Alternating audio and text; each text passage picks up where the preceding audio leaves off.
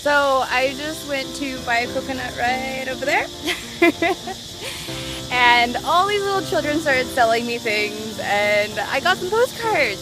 But the first kid sold me like 2 packs of postcards for $5. I'm like, okay, why not? Like it's I don't know, 18 cards.